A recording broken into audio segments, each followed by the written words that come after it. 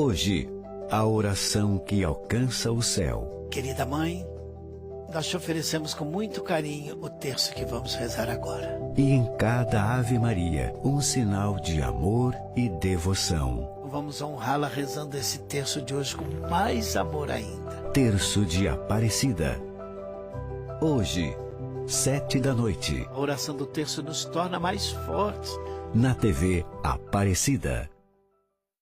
O programa a seguir é livre para todos os públicos.